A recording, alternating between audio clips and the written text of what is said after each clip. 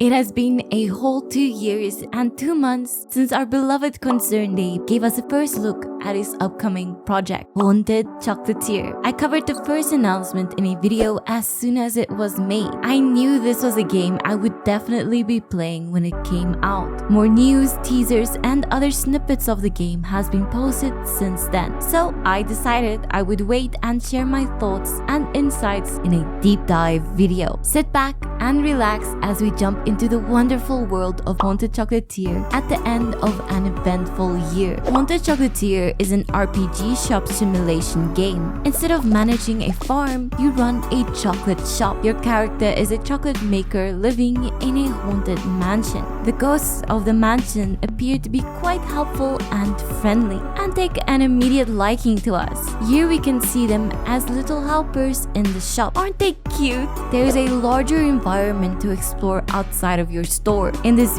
beautifully constructed world, you may be able to go on epic adventures to find new, rare, valuable ingredients, or perhaps even fill the requests of the villagers, who we will most likely be able to befriend and romance. I can't wait to meet some of the new characters. As soon as I find what gifts they love, I'll be outside their house holding their favorite thing twice a week. Isn't that how any good friendship starts? We've been teased with a new story and characters, but Haunted Chocolatier seems to have a variety of weapons and offhand weapons to fit different combat playstyles. The biggest question to address is without a doubt, how similar will Haunted Chocolatier be to a certain amazing farming sim? Concerned Ape is of course the developer of both of these games.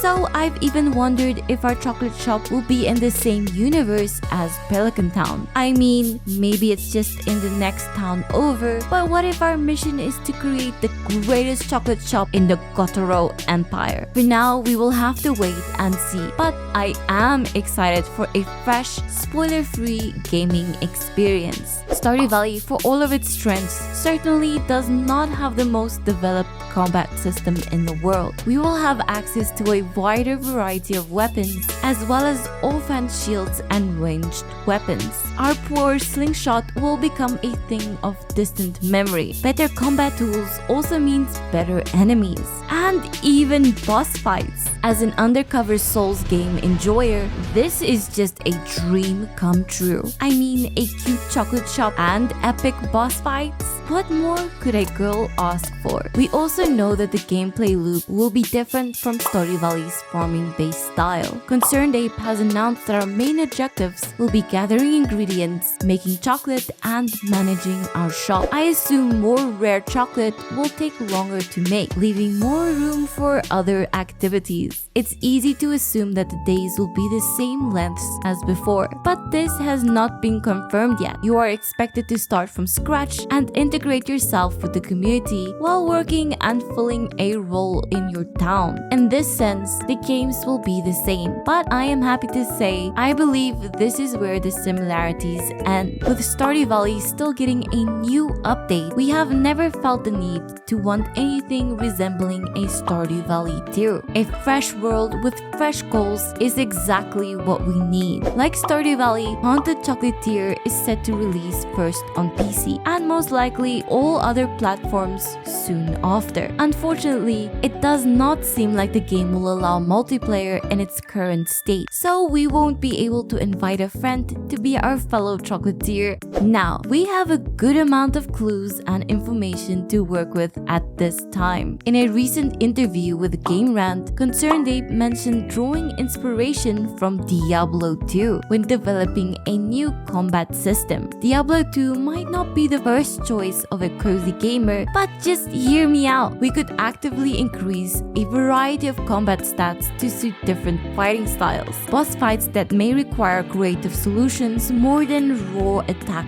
power. We have this intriguing screenshot of some type of V-boss. If this game easily supports modding, I cannot even imagine the possibilities this can introduce. Stardew Valley has an active modding community that will probably waste no time in dreaming up the craziest and cutest mods to mix up your chocolate making experience. So far, we've been shown 5 villagers named Burke, Maddie, Jet, Nigel, and best of all, Lily. It's me! It's all been confirmed that we will be able to befriend each of these 5 villagers and may choose to form a romantic relationship with them as well. While we can expect the same romancing approach than Stardew Valley, we can see that befriending people is slightly different, so the gameplay will stay fresh while feeling familiar. We will also be able to decorate our shop, of course. Early screenshots show a player choosing between different countertop styles,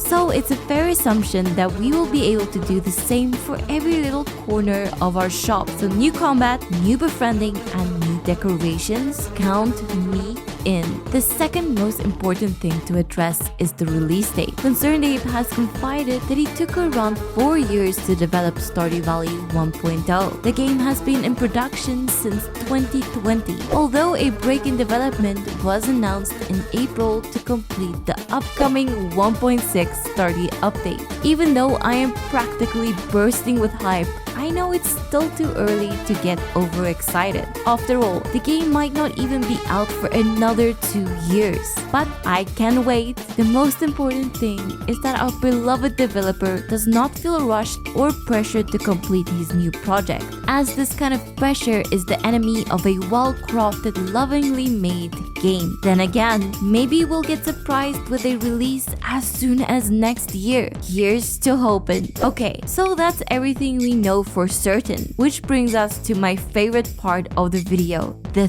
theories. Oh, buckle up besties, cause we're going diving. Could this old man actually be our grandpa? Now, I don't just say this because he's old. Perhaps our grandpa came here before settling in the valley. Or maybe he's haunting this place along with the countless other ghosts. There's also this guy. Maybe he likes frozen tears and motorcycles. This probably isn't Sebi himself, and it could perhaps even be his distant relative. All I know is that even corporate cannot find a difference between these pictures. Since we have so many festivals in Stardew Valley, it's safe to assume that we'll get some in Haunted Chocolatier as well. What festivals do you guys hope will be added to this game? There's one piece of evidence that points to both games being set in the same universe, and it's this. The sign of Yoba. Even in a new world filled with chocolate and ghosts, it seems Yoba's influence can still be felt. Maybe we'll learn some more about Yoba and its goals.